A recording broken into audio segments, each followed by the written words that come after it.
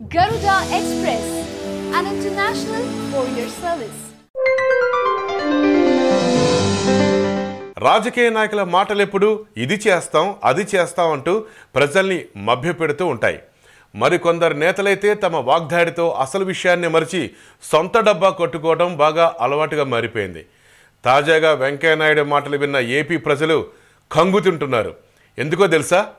అసలు వెంకయ్యనాయుడు ఏమన్నారు తెలుసా? వినండి.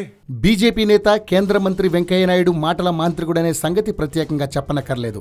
అయితే అలా తిమ్మిని బమ్మిని చేయడం, కాస్త అతి విశ్లేషణ కూడా వెంకయ్య శైలి అని కొందరు అంటుంటారు. తాజాగా ఆయన ఏపీ గురించి, తమ ప్రభుత్వం గురించి అదే మాట చెప్తున్నారు. విశాఖలో నిర్వహించిన బీజేపీ విజయోత్సవ ర్యాలీ కార్యక్రమంలో వెంకయ్యనాయుడు పాల్గొని ప్రసంగించారు. సందర్భం, అవకాశం దొరికిన ప్రతిసారి ఆంధ్రప్రదేశ్కు మేలు చేకూర్చేందుకు ప్రయత్నిస్తూనే ఉన్నామని చెప్పారు. తన 40 ఏళ్ల రాజకీయ ప్రయాణంలో ఒక రాష్ట్రానికి ఎంత భారీ మొత్తంలో ప్రాజెక్టులు కేటాయించడం ఎన్నడూ చూడలేదని వెంకయ్య అన్నారు. కేంద్రం నుంచి ఆంధ్రప్రదేశ్కు అందించిన సహాయం విషయంలో చరిత్ర ఎప్పటికీ తనను గుర్తు పెట్టుకుంటుందని అభిప్రాయపడ్డారు. ఏపీకి ఏం కావాలో పార్లమెంట్లో అడిగిన వ్యక్తిని తానొక్కడనేనని వెంకయ్య అన్నారు. ఈ సందర్భంగా రాష్ట్రానికి కేంద్రం చేసిన పలు సహాయాల గురించి వెంకయ్య వివరించారు.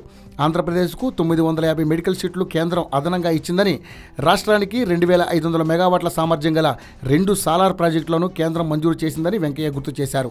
నవ్యాంధ్ర రాజధాని అమరావతి కోసం 3000 కోట్లకు పైగా నిధులిచ్చిందని చెప్పారు. రాష్ట్రంలో 1,93,000 ఇళ్లను కేంద్రం మంజూరు చేసిందని చెప్పుకొచ్చారు. విశాఖకు త్వరలోనే రైల్వే జోన్ వస్తుందని భరోసా ఇచ్చారు. విభజన అంశాలపై ఇప్పుడు రాద్ధాంతం చేస్తున్న కాంగ్రెస్ నాయకులు రాష్ట్రాన్ని విడగొట్టినప్పుడు ఏం చేశారని వెంకయ్య ప్రశ్నించారు. ఇలా వెంకయ్య ఏపీకి ప్రత్యేక హోదా ఇవ్వకుండా సెల్ఫ్ డబ్బా బాగానే కొట్టారని తెలుస్తోంది. హాయ్ యోయో వ్యూవర్స్, సబ్స్క్రైబ్ చేసేటప్పుడు అక్కడ ఉండే గంట సింబల్ను ప్రెస్ చేయడం మర్చిపోవద్దు.